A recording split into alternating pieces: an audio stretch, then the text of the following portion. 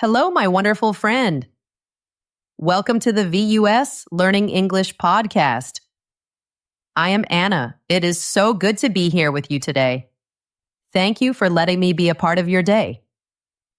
If you are new here, I am so happy you found us. Welcome. And if you are coming back, thank you for returning. It feels like meeting an old friend. Today, we are going to talk about something special. We will talk about skills for a project manager. A project manager is a person who helps a team do a big job. Maybe you are a project manager, or maybe you want to be one. These skills can help you in your job, and they can help you in your life. They are simple ideas to make work feel better. They help you be a great helper for your team. I want to thank you for listening. You are doing a great job learning English. Every time you listen, you are growing. If you enjoy our time together, please give this a like. Or you can follow or subscribe. It is a small click for you, but it helps our podcast grow. It helps other people find our show, and that is a beautiful thing. I always love to know where you are. Where are you listening from today? Are you in a busy city or a quiet town? Are you in South Korea or Brazil or somewhere else in our beautiful world? Wherever you are, I am sending you a warm hello. Okay, are you ready? Let's begin our journey. Section 1, Communication. Let's start with our first skill. It is skill number 1. This skill is communication. What is communication? It is a big word, but it means something very simple. It means talking and listening. It means sharing your ideas and understanding other people's ideas. This is maybe the most important skill for everything in life. And for a project manager, it is like the air we breathe. A project cannot live without good communication. Imagine you are building something with a team. Maybe you are building a small wooden boat. Communication is how you talk to your team. You tell them about the plan. You tell them about the boat. What will it look like? How big will it be? What color will we paint it? Good communication is being very clear. It is like drawing a very clear picture with your words. You want everyone to see the same picture in their minds. No one is confused. Everyone knows the plan. Let's think about what happens with bad communication. Imagine you say to your friend, "Please bring me some wood." Your friend goes to get the wood, but maybe he brings the wrong kind. He brings big, heavy wood, but you needed small, light wood for the boat. Now you have a problem. It was not your friend's fault. The words were not clear. Some wood can mean many things. Good communication would be to say, "Hello, my friend. Can you please bring me 5 pieces of wood? I need the wood that is thin and light. It is the light brown wood next to the window." Do you see the difference? The second time, the words are very clear. Your friend knows exactly what to do. There is no confusion. This saves time, it saves energy, and it makes everyone feel good. Communication is not just talking.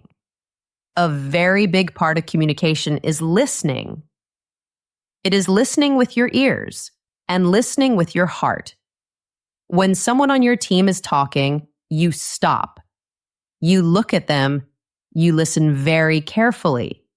You try to understand what they are saying, and you try to understand what they are feeling. Sometimes people are afraid to share their ideas. They are shy, or they think their idea is not good. A good project manager makes a safe space, a space where everyone feels brave enough to talk. You can ask questions like, "What do you think about this? Do you have any ideas? I would love to hear your thoughts." When you listen, you learn so much. You learn about problems before they get big. You find new, wonderful ideas, and you show your team that you care about them. There is one more part of communication. It is making sure your message is received, making sure people understood you. Imagine you're in a meeting. You talk about a new plan. Everyone nods their head. You think, great, everyone understands. But maybe they don't. Maybe they were just being polite. A good project manager checks for understanding. After the meeting, you can send a short email or a message. You can write, "Hello, everyone. Thank you for the meeting today. Just to be clear, our plan is to do step A first. Then we will do step B. If I am wrong, please tell me." This little message is so helpful. It gives people a chance to ask questions. It makes sure everyone is on the same page. It stops small mistakes from becoming big problems. So let's remember skill number 1, communication.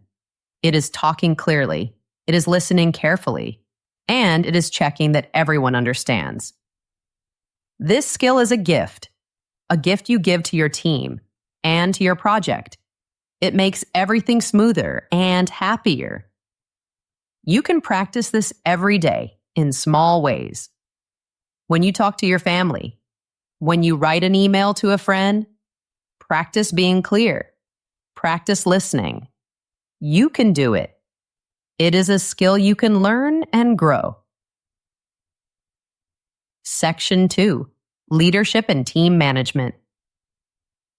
Now let's talk about skill number 2. This skill is leadership.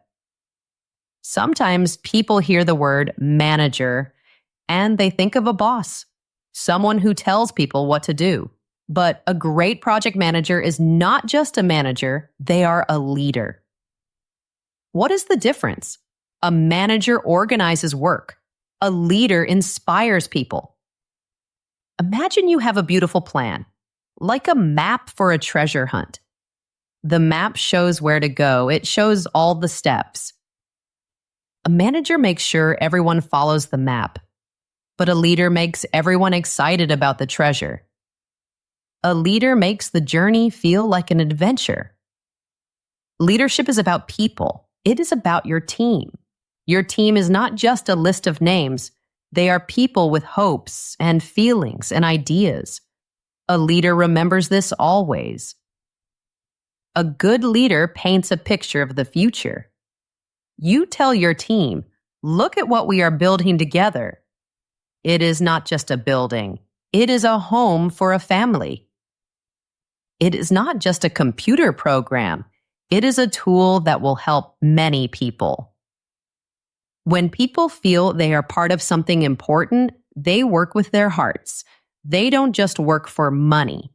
They work because they believe in the goal. This is the magic of leadership.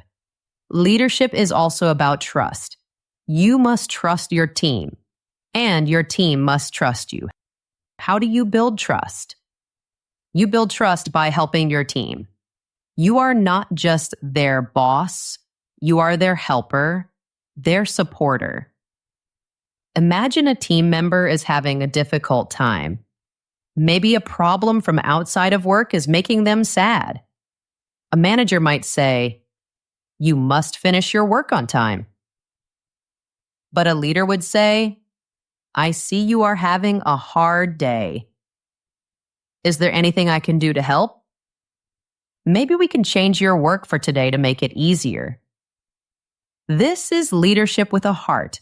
This is called servant leadership. You lead by serving others. A leader also protects their team. Sometimes other people can make problems for your team. Maybe a senior manager asks your team member to do extra work. Work that is not part of the plan. This can make your team member feel stressed and confused. A good leader is like a shield. You stand in front of your team, you talk to the senior manager, you say, "My team is focused on our project right now. let's talk about how we can handle this new request. When you protect your team, they feel safe. They know you have their back. And they will trust you more. They will work harder for you because they know you care for them. Another part of leadership is helping your team grow. When you give tasks to people, don't just think about who is free. Think about who can learn something new. Maybe you have a quiet team member.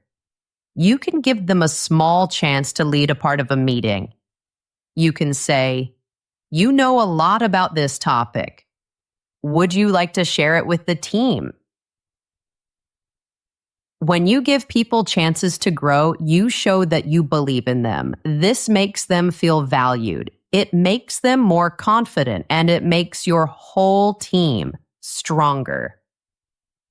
Here is a small thing you can do when you talk to your team members one-on-one. Don't just ask about the work. Ask about them. You can ask, "What is the hardest part of your work right now? How can I help you?" Or you can ask, "What part of this project makes you feel excited?" These questions change everything. It shows you see them as a person, not just a worker. It turns a boss into a leader and a group of people into a real team. Leadership is a journey. It is about learning to care for people and helping them be their best. You can be this kind of leader. You have a good heart. Let it guide you. Section 3, time management. Are you ready for the next skill? It is skill number 3, time management. This means using time in a smart way. Time is very special. We all have the same amount of time in a day. 24 hours. A project manager is a master of time. You are the keeper of the project's clock. It is your job to make a plan for the time. This plan is called a schedule.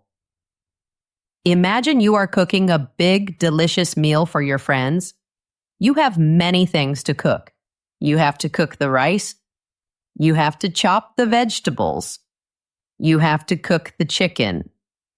You cannot do everything at the same time. You need a plan. First, you will start the rice because it takes a long time. While the rice is cooking, you can chop the vegetables. Then you can cook the chicken. This is time management. You put the tasks in the right order. You give each task enough time. So everything is ready at the same time. And your meal is a success. A project is just like cooking a big meal. There are many, many tasks. Your job is to put them in a logical order. You need to decide what to do first, what to do next, and what to do last.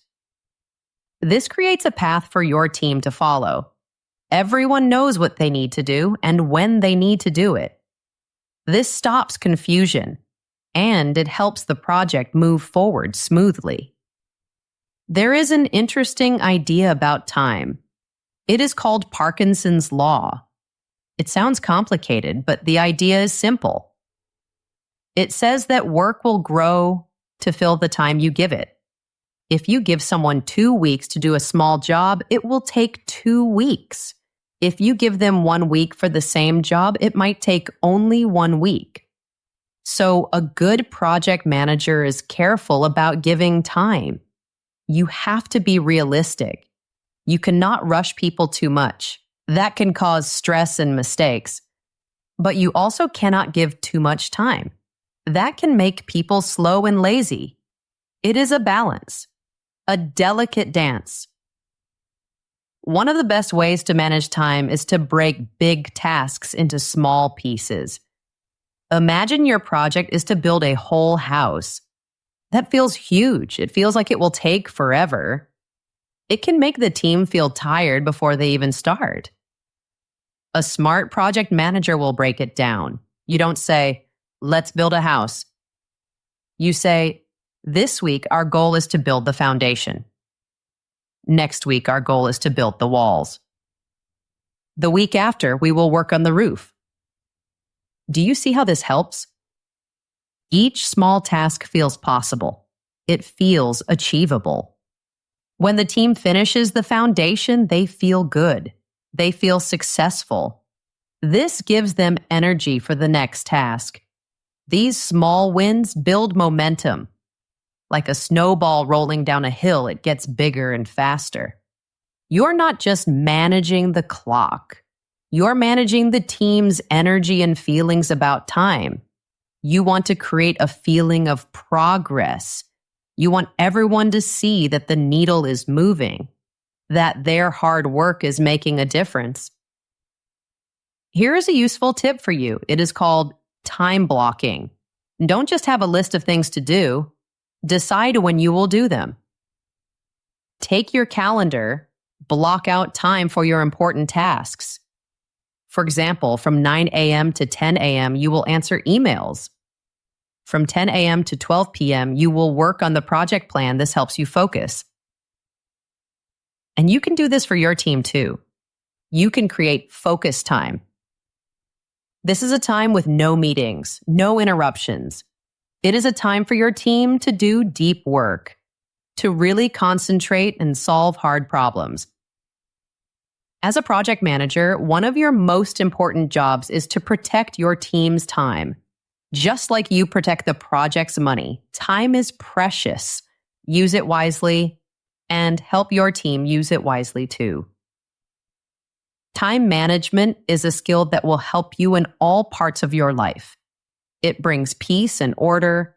It helps you get more done with less stress. You can learn to be a master of time, one small step at a time. Section 4, problem solving. Let's move to our fourth skill. This is a very important one. It is problem solving. Let me tell you a secret. No project ever goes exactly to plan. Ever. There will always be surprises. There will always be problems. A project is like a long journey on a road you have never been on before. You will find unexpected turns. You will find rocks on the road. A project manager is a problem solver. This is where you truly show your value. When a problem happens, everyone gets worried. The team might feel scared or confused. They will look at you. Your job is to be the calm center in the storm. You are the person who says, okay, we have a problem. Let's not panic. Let's look at it calmly. Together, we can find a way to fix this. There is a difference between putting out fires and solving problems. Putting out fires means you run from one emergency to the next. A fire starts here, you run and put it out. Then another fire starts over there and you run to that one. It is very tiring. And you never fix the reason the fires are starting. True problem solving is about finding the root cause. The real reason for the problem, it is like being a doctor. If a patient has a fever, a bad doctor might just give them medicine to lower the fever. This treats the symptom. But a good doctor will ask, why do you have a fever?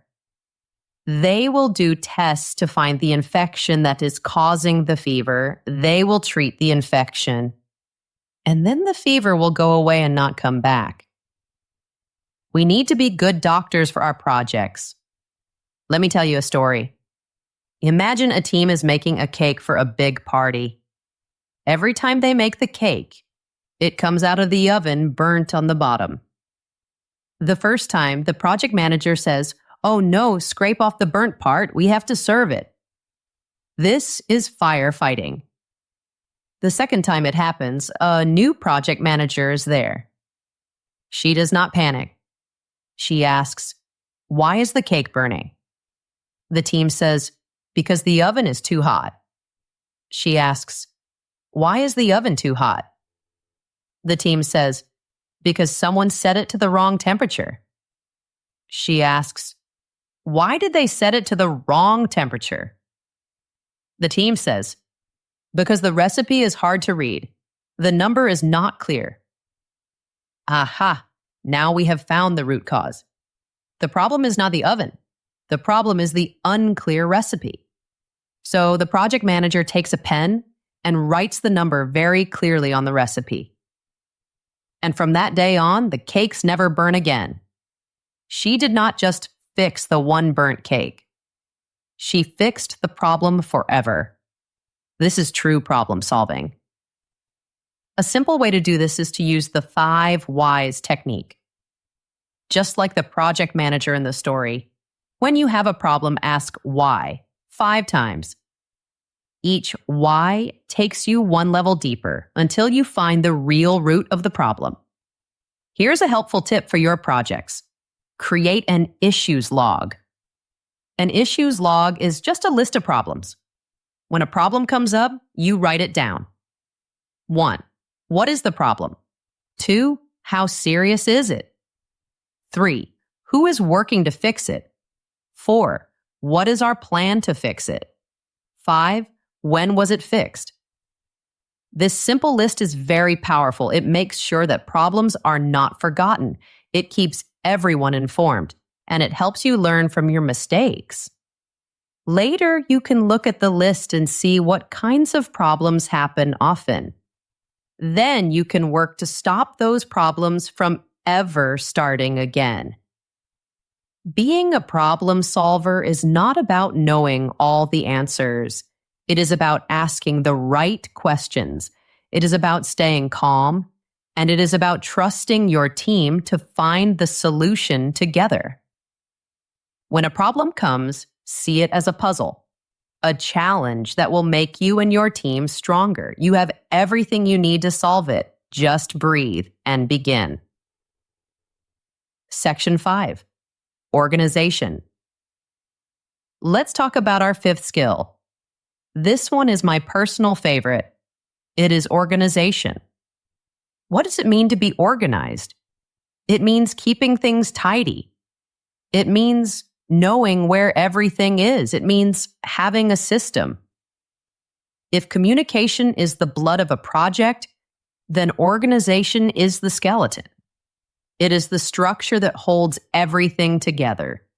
Without a skeleton, we would just be a soft pile on the floor. Without organization, a project becomes a messy pile of confusion. Organization is about many things. It is about managing papers and documents. It is about tracking who is doing what. It is about making sure information is easy to find. Imagine a disorganized project manager. Their desk is covered in papers. Their computer files are a mess. Someone asks, "Where's the latest plan?" The manager says, I think I have it somewhere. Big deal, let me look. He spends 10 minutes searching. This is wasted time. It makes the manager look like they are not in control. Now imagine an organized project manager. Someone asks, "Where is the latest plan?" The manager says, "It is in our shared folder, in the folder named Project Plan." The file is called Project Plan version. Everyone on the team can see it there. This feels so much better. It is clear. It is fast. Gives everyone confidence. The team can trust that the information they find is the correct information. I once heard a story about a project that was in chaos. The project manager was very disorganized. He kept all the important information in his head or in emails he had sent. Then one day he left the company. It was like the project's brain was removed. The new project manager arrived, and no one knew what was happening. No one knew what had been promised to the client. No one knew where the important documents were. The team spent a whole month just trying to figure things out. They called it project archaeology. They were digging through the past to understand the present. This was a huge waste of time and money, and it was all because of a lack of organization. A great project manager understands a very important rule. The system should hold the information, not the person. This means you need to create a single source of truth. This is one central place where all official project information lives. It can be a special tool like Jira or Asana, or it can be a simple, well-organized folder on a shared drive like Google Drive. In this one place, you keep everything: the project plan, the schedule, the budget, notes from meetings, everything. And you teach the whole team. If you need information, this is the first place to look. This is our single source of truth. This saves so much time. It stops people from using old versions of documents. It keeps everyone aligned. Here's a practical tip to help you be more organized. At the start of every new project, create a project hub. A hub is a central point. This can be a simple document or a simple web page. On this page, you put links to all the important things. Link to the project plan, link to the team contact list, link to the schedule, link to the folder with meeting notes. You can pin this document in your team's chat channel so it is always easy to find. This project hub becomes the front door to your project. It is a simple idea, but it can make a huge difference. Being organized is a habit. It takes a little effort at the beginning, but it saves you so much effort later. It brings a feeling of calm and control. It allows your team to focus on doing their best work, not on hunting for information. You can start today. Organize your computer files. Organize your desk. Feel the peace that a tidy space can bring. This is a skill that will serve you well. Always. Okay, my friend. We are now halfway through our list. We have talked about 5 important skills.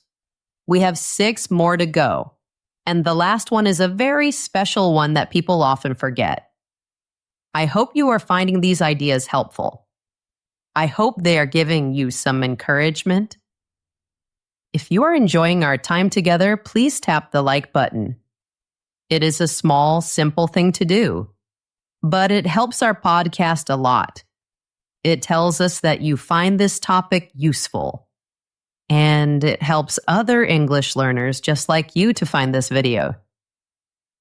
Thank you for your support. I appreciate you so much.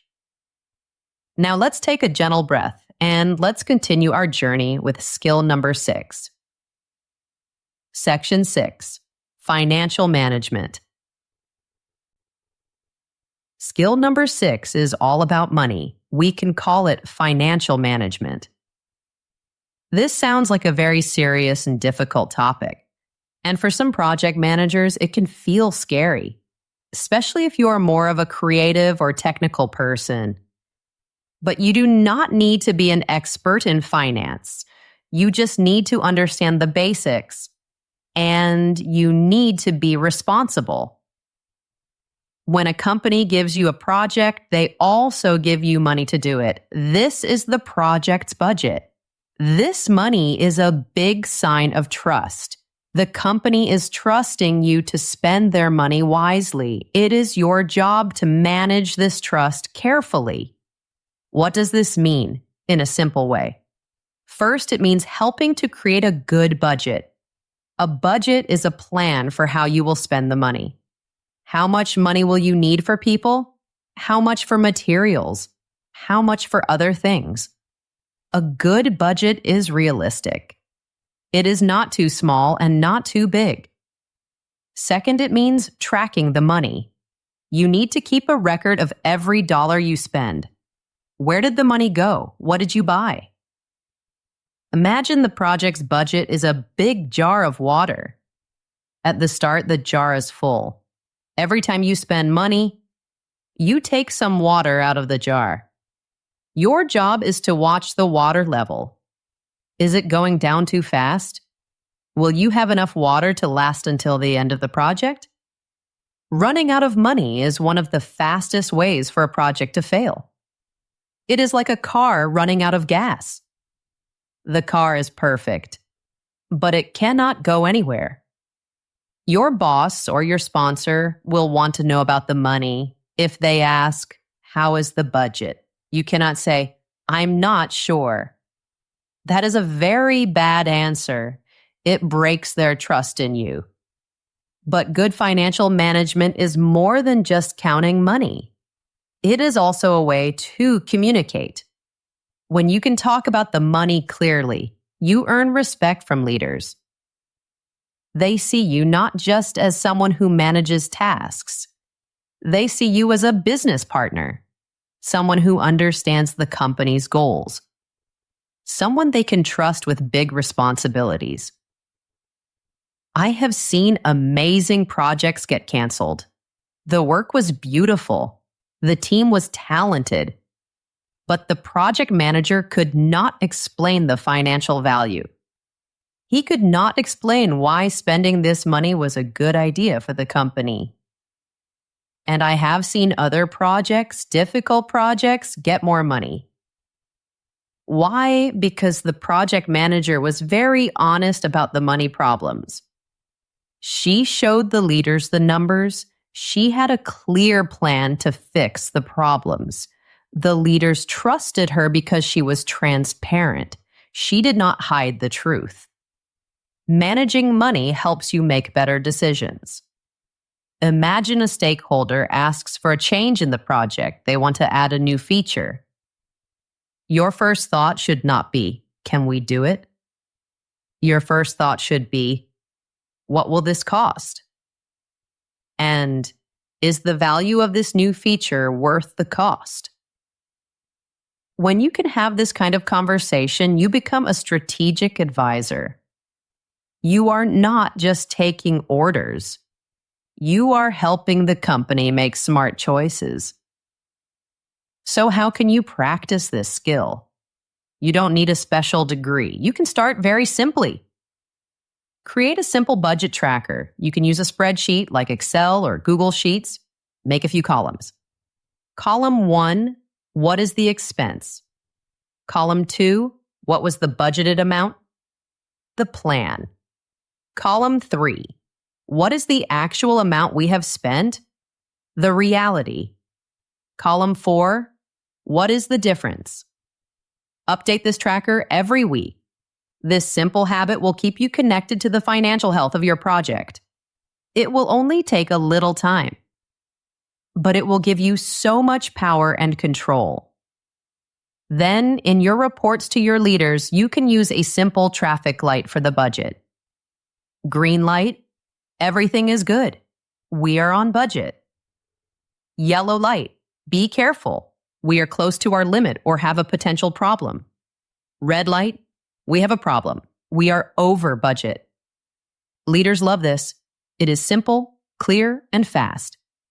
It shows them that you are watching the money carefully. It builds trust. Do not be afraid of numbers. Think of managing the budget as taking care of the project's energy source. When you manage it well, your project has the fuel it needs to succeed. You can do this. Start simple and learn as you go. Section 7, negotiation. Let's look at skill number 7. This is a skill you use every day, even if you don't realize it. The skill is negotiation.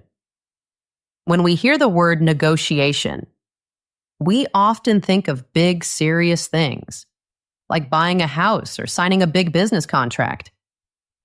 And yes, that is negotiation. But we negotiate all the time in small ways.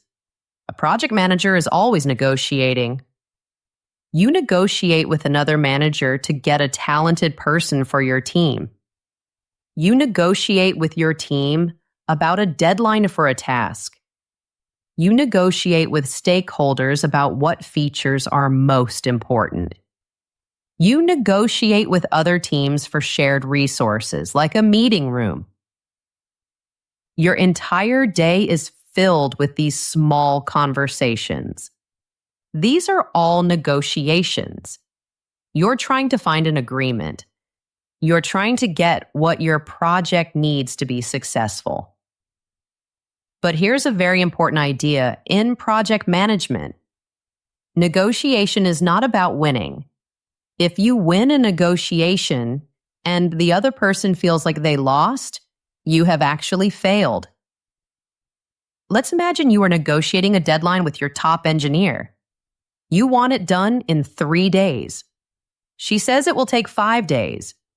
You push and push. You are very strong. Finally, she agrees to 3 days.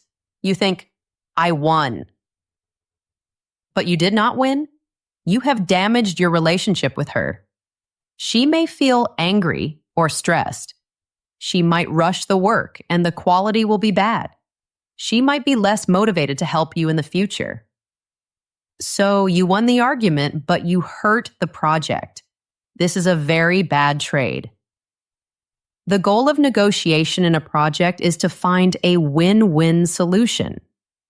A solution where both people feel good. A solution where both people get something they need. It is not a fight. It is collaborative problem solving. You are on the same team, trying to find the best answer together. How do you do this? You need to understand what the other person really needs. This is their interest. It is often different from their position. Let me tell you a story to explain this. Imagine 2 sisters who are fighting over one orange. Both of them say, I want the orange. This is their position. If their mother comes and cuts the orange in half, each sister gets half. This seems fair, but maybe it is not the best solution. A wise mother would ask, why do you want the orange? One sister says, I am thirsty. I want to make orange juice. The other sister says, I am baking a cake. I need the peel to add flavor to my cake. Aha, their interests are different. One needs the juice. The other needs the peel. Now a win-win solution is possible. One sister can have all the peel for her cake, and the other sister can have all the juice from the orange. Both sisters get 100 of what they really needed. They are both happy.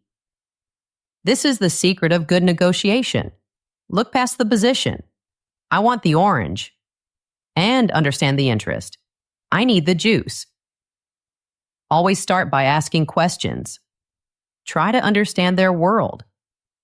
Can you help me understand why this deadline is important to you? What is your biggest concern here? When you show that you care about their needs, they are more willing to help you with your needs. Here is a tip you can use before any negotiation, even a small one. Prepare. Think about 2 things. First, what is your perfect outcome? What do you really want? Second, what is your BATNA? BATNA stands for Best Alternative to a Negotiated Agreement. It's a long name for a simple idea. What will you do if you cannot agree? What is your plan B? Knowing your plan B is a secret power. It gives you confidence. It means you will not accept a bad deal just because you are desperate. It frees you to be more creative and to find that wonderful win-win solution. Negotiation is a skill you can practice.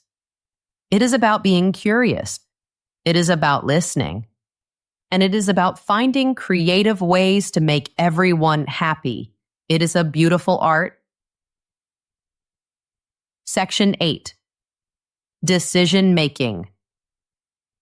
This brings us to our 8th skill. It flows nicely from negotiation. It is decision making. A project manager is a decision-making machine. Every single day, you make decisions, lots and lots of them. Some decisions are small. What color should we use for the charts in our report? Some decisions are very big. Should we launch our new product on time, even if we know there is a small bug? Or should we delay the launch to fix it? Your ability to make good decisions is at the heart of your job, and it is important to make them in a timely way. The opposite of making a decision is indecision. Indecision is when you cannot choose. You wait, and wait, and wait. Indecision can kill a project. It is like a poison. When you are indecisive, everything stops. The team does not know what to do, so they wait for you. Momentum is lost. Uncertainty grows. Everyone feels stuck. Sometimes a good decision made today is much, much better than a perfect decision made next week. We can fall into a trap called analysis paralysis. This is when we want more and more information before we decide. Let's have one more meeting. Let me get one more person's opinion. I need to see more data. It is good to have information, but as a project manager, you will often need to make a decision with incomplete information. That is part of the job. You have to be comfortable with not knowing everything. You gather the facts you can. You listen to your team. You think about the risks. And then you must have the courage to make the call, to make the choice. And once you make it, you must stand by it. Your team needs to see that you are a confident leader, even if the decision turns out to be wrong later. A wrong decision can often be corrected, but you cannot correct indecision. A very helpful habit for good decision-making is to write down your decisions, especially the big ones. I remember a story about a project team that had to choose between two technologies. Let's call them option A and option B. They had many meetings. They debated a lot. Finally, they chose option A. 6 months later, a new senior manager joined the company. The project ran into a small problem. The new manager said, "Why did you choose option A? Option B was clearly better." The team felt terrible. They looked like they had made a stupid mistake, but they had not. The truth was, 6 months ago, with the information they had, option A was the best choice, but they had not written down why they chose it, so they could not defend their decision. This team learned a valuable lesson. They started a decision log. It is a simple document. For every important decision, they wrote down 3 things. 1, what was the decision we made? We chose option A. 2, what other options did we consider? We considered option B. 3, why did we choose this option? We wrote down all the reasons. This little document is so powerful, it creates transparency. It helps you remember your thinking, and it protects you and your team from future criticism. Here is another tip for making big decisions. You can use a simple tool called a decision matrix. It sounds fancy, but it is just a simple table. Let's say you are choosing a company to supply materials for your project. You have 3 companies, Company A, Company B, and Company C. You make a table. In the first column, you write the names, Company A, B, C. Across the top row, you write what is important to you. These are your criteria. For example, cost, quality, delivery speed. Now you give a score for each company on each criterion, maybe from 1 to 5. Company A has a low cost, so you give it a 5 for cost, but its quality is not great, so you give it a 2 for quality. You do this for all the options. Then you can add up the scores. The final score does not automatically make the decision for you, but it makes you think in a very structured way. It makes your logic clear to everyone, and it helps you compare your options fairly. Decision-making is a muscle. The more you do it, the stronger you get. Don't be afraid to make a choice. Trust your wisdom. Trust your team. And keep moving forward. Section 9, conflict resolution. Okay, my friend, let's talk about skill number 9. This is one that can make people feel uncomfortable, but it is something you cannot avoid. It is conflict resolution. What is conflict? Conflict is disagreement. It happens when people have different ideas or different needs. When you put a group of smart, passionate people together to work on something important, there will be conflict. It is normal. It is natural. It is guaranteed. A project manager who avoids conflict is making a big mistake. If you ignore it, the conflict does not go away. It goes underground. It grows in the dark. Like a small seed of anger, it can grow into a big, poisonous tree. It can destroy team morale and trust. Your job is not to prevent all conflict. Some conflict is healthy. A good, respectful debate about the best way to do something can lead to amazing ideas. Your job is to manage conflict, to make sure it stays professional, to stop it from becoming personal and hurtful. It is helpful to think about 2 kinds of conflict. First, there is task conflict. This is a disagreement about the work itself. For example, 2 engineers might disagree on the best way to write a piece of code. This kind of conflict is good. It is gold. Your job here is to be a facilitator. You make sure both sides explain their ideas. You keep the conversation focused on facts and logic, not feelings. You guide them to find the best solution for the project. The second kind of conflict is relationship conflict. This is personal. It is about ego or personality clashes. It is when people start to dislike each other. This kind of conflict is poison. It must be stopped quickly. Ignoring relationship conflict is like ignoring a small crack in a dam.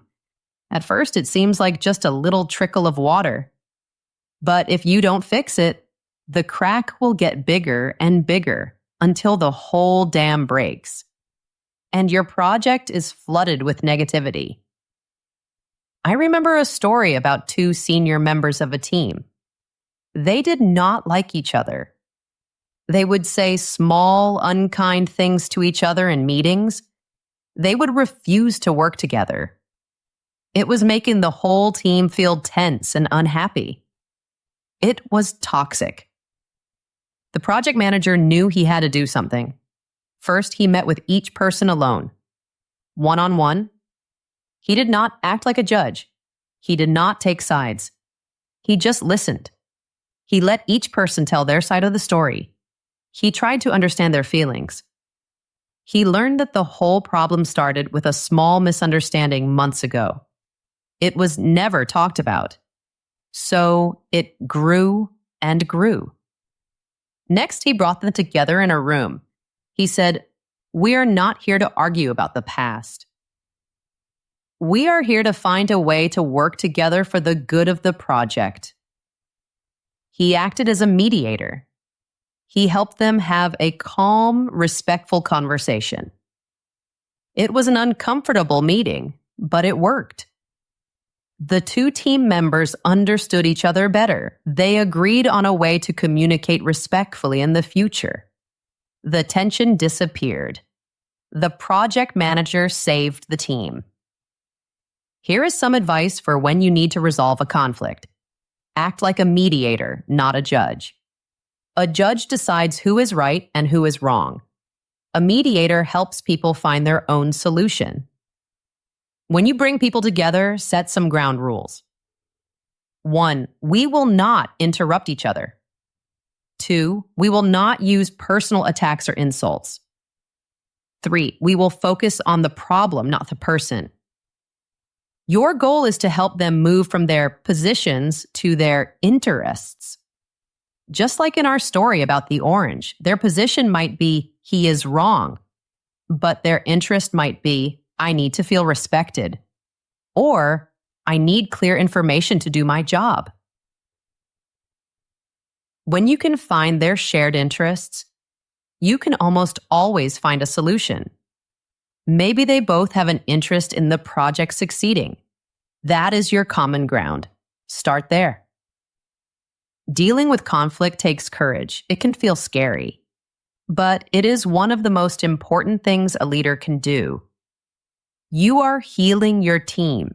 You are keeping the project healthy, and you are building a culture of respect. Section 10. Adaptability and flexibility. We have arrived at skill number 10. This skill has become so important in our fast-changing world. It is adaptability and flexibility. This means being able to change, being able to bend without breaking, like a bamboo tree in the wind. In the past, project management was very rigid, very stiff. A project manager would create a perfect plan, and then their job was to protect that plan at all costs. Any change was seen as a failure. That way of thinking is old. It is over. It does not work anymore. Today, our world is always changing. The market changes. Customers change their minds. New technology is invented. Change is normal. A project manager who cannot adapt will fail. You must be able to pivot, to change direction when you get new information. You cannot fall in love with your original plan. Your plan is not a sacred text written in stone. Your plan is a hypothesis. It is your best guess based on what you know today.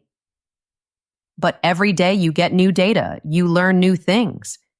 This new information might tell you that your guess was wrong, or that there is a better way. Flexibility is being able to hear that new information and being willing to change your course. It is seeing change not as a threat, but as an opportunity. An opportunity to make the final result even better. Imagine you are managing the construction of a new coffee shop.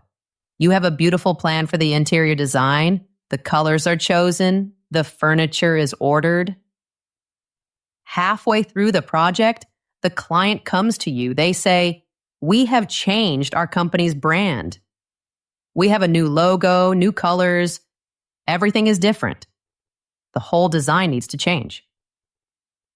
A rigid project manager would be very upset. They would say, "No, this is impossible. It will ruin my plan." They would focus on all the problems. But an adaptable project manager would have a different reaction. They would take a deep breath and they would say, "Okay, this is our new reality. Thank you for telling me. Let's get our team and your team in a room together. Let's figure out the smartest way to pivot to this new vision." This is a yes and attitude. Not a no, but attitude. It is a mindset of openness and creativity. Being adaptable does not mean you have no plan. It means you are not a slave to your plan. The plan is your guide, not your prison. This is why activities like lessons learned or retrospectives are so important. These are meetings where the team stops and reflects. You ask questions like, what is working well in our process? What is not working well? What could we try to do differently next week? This is planned adaptation. You are building moments for change right into your project. You are learning and improving as you go. Here is a practical tip to build your adaptability muscle. It is called scenario planning. When you are thinking about risks in your project, don't just make a list of them. Take it one step further. Actively brainstorm what you would do. Ask what-if questions. What if our most important team member gets sick and cannot work for 2 weeks? What would we do? What if our main supplier for materials goes out of business tomorrow? What is our plan B? What if our client suddenly cuts our budget by 20%? How would we adjust? Thinking through these difficult situations when you are not in a crisis is powerful practice. It is like a fire drill. You practice what to do before there is a real fire. It makes you mentally prepared. It builds resilience. So when the real world throws you a surprise, you don't freeze. You feel more prepared. You think, okay, I have thought about something like this before. I know what to do. The world will always change. Your project will always face surprises. Embrace change. Be the bamboo, bend, adapt, and stay strong. Section 11. Technical knowledge. We are almost at the end. Let's talk about skill number 11. This is one that people often debate. It is technical knowledge. What does this mean? Does a project manager need to be the best technical expert on the team? No, absolutely not. If you are managing a software project, you do not need to be a better programmer than your senior developers. If you are managing a construction project, you do not need to be a better engineer than your lead engineer. That is not your job. But you do need to know enough. You need to understand the basics of the work your team is doing. You need to be able to have an intelligent conversation with them. You need to speak their language. I call this conversational competence. You need to be competent enough to be part of the conversation. If you are managing a project to build a bridge, you don't need to do the complex calculations. But you should know the difference between a beam and a column. You should understand the basic steps of building a bridge. Why is this so important? It is about credibility. It is about earning the respect of your team. If your team sees that you have no idea what they are talking about, they will stop trusting you. They might see you as just a clipboard holder, someone who only cares about schedules and budgets but doesn't understand the real work. And here's the biggest danger. If they think you don't understand, they will start hiding problems from you. A team member might face a difficult technical challenge. They might not tell you about it because they think, my manager won't get it anyway. It's too complicated to explain. So the problem stays hidden. It grows and grows until one day it explodes. And it is a huge crisis, a crisis that could have been avoided if the team felt they could talk to you. Having some technical knowledge builds a bridge between you and your team. It breaks down the wall. It allows you to ask good questions. Imagine your team tells you this task will take 6 weeks. A manager with no technical knowledge will just write 6 weeks on the schedule. They are just a note taker. But a manager with some technical knowledge can ask smart questions. Thank you for that estimate. Can you help me understand what drives that timeline? What are the biggest risks or uncertainties in that 6 weeks? Is there anything we could do to make it faster? Like getting more computer power or another person to help? These questions show that you are engaged. You are not just a passive observer. You are an active partner in solving the project's challenges. This makes you a much more effective manager. So, how do you get this knowledge? You do not need to go back to school. The answer is simple. Be relentlessly curious. Ask questions. Be humble. Show your team that you want to learn. Take your lead engineer out for a coffee. Say to them, I have so much respect for your expertise. Could you explain the basics of our system to me? Explain it like I'm a beginner. Most people love to share their knowledge. They will appreciate that you are making an effort. Sit in on some of the technical meetings. Don't talk, just listen. Absorb the vocabulary. Hear what the team talks about. What are their common challenges? When you hear a word or an acronym that you don't understand, don't just nod your head and pretend. Be brave. Ask, "I'm sorry, that's a new term for me. What does that mean?" This does not make you look stupid. It makes you look smart and humble. It shows you are not afraid to learn. It builds respect. A little bit of technical knowledge goes a long, long way. It will improve your relationship with your team. It will help you spot problems earlier. And it will make you a much better project leader. Be curious. Always be learning. Section 12. The forgotten skill. Emotional intelligence. Okay, my friend, we have arrived at our last skill. Skill number 12. We saved this one for last because it is special. It is the secret sauce. It is the skill that connects all the other skills together. Many project managers, especially very analytical ones, can forget this skill. But it is incredibly important. This skill is emotional intelligence, or EQ. What is emotional intelligence? It is the intelligence of the heart.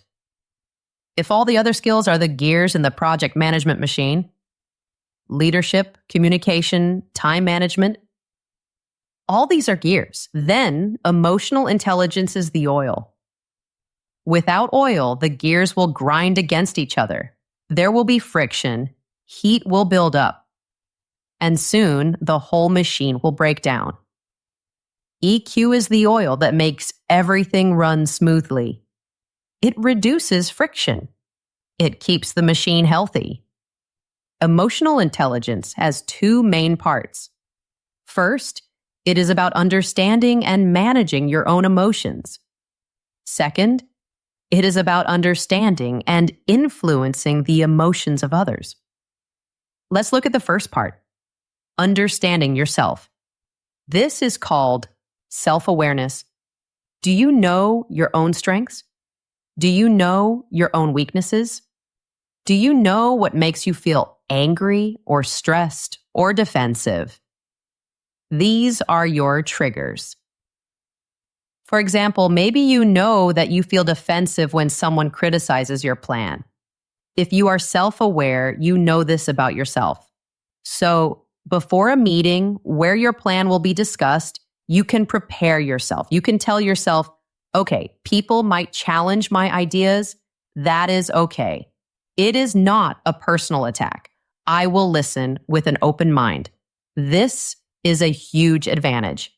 The next piece is self-regulation. This is the ability to control your reactions. When you get bad news about your project, you don't panic or get angry. You take a breath, you think before you speak, you choose a calm and constructive response. This is so important because your team takes their emotional cues from you. You are the emotional thermostat for the team. If you are calm, they will feel calmer. If you panic, they will panic. Your emotions are contagious. Now let's look at the other side of EQ, the part about other people. This starts with empathy. Empathy is the ability to understand what someone else is feeling, to put yourself in their shoes, to see the world from their perspective. Imagine a team member seems quiet and disengaged. A manager with low empathy might think, he is being lazy. But a manager with high empathy will have a different thought. They will think, he seems a bit off today. I wonder if everything is okay. And they will go and talk to him privately. Hey, I noticed you seem a bit quiet. Is everything all right? Empathy is about remembering that your team members are human beings. They have lives outside of work. They have good days and bad days. Treating them with kindness and understanding is not just a nice thing to do. It is essential for building a strong, loyal team. The final piece of EQ is social skill. This is your ability to build relationships, to find common ground, to persuade and influence people in a positive way. This is what helps you turn a difficult stakeholder into your project's biggest supporter. It is the glue that holds all your professional relationships together.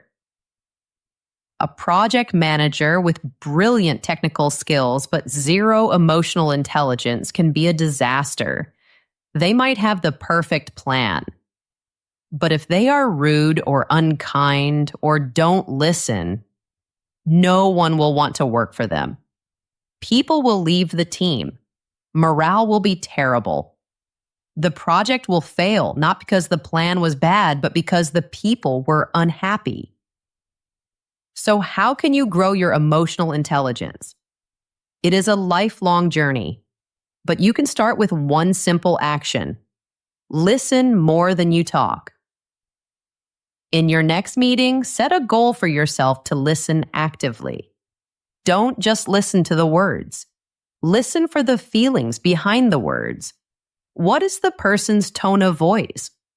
What is their body language telling you? What are they not saying? Another way to build EQ is to ask for feedback. Go to a coworker you trust.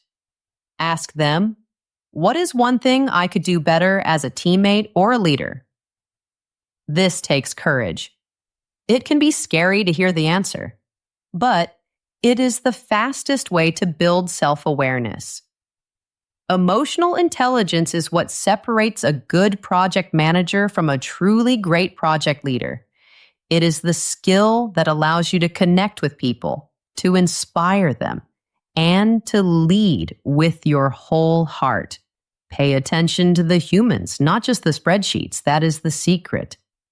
So there you have it. The 12 essential skills for a project manager.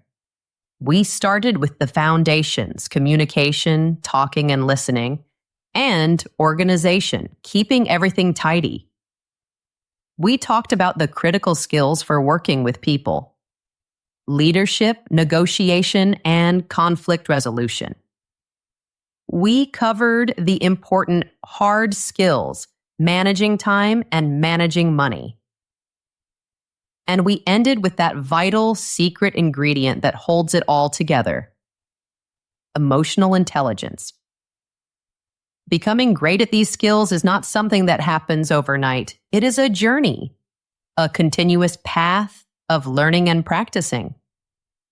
But if you focus on these 12 skills, you have a map to help you lead your projects with confidence, a map to help you become a leader that people admire, a leader that people want to work with.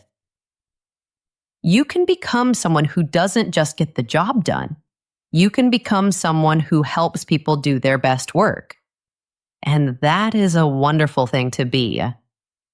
Remember that learning English is also a journey. It takes time. Be patient with yourself. Every step you take, no matter how small, is progress. You are doing a wonderful job. Keep going. Thank you so much for spending this time with me today. I loved sharing these ideas with you. What did you think?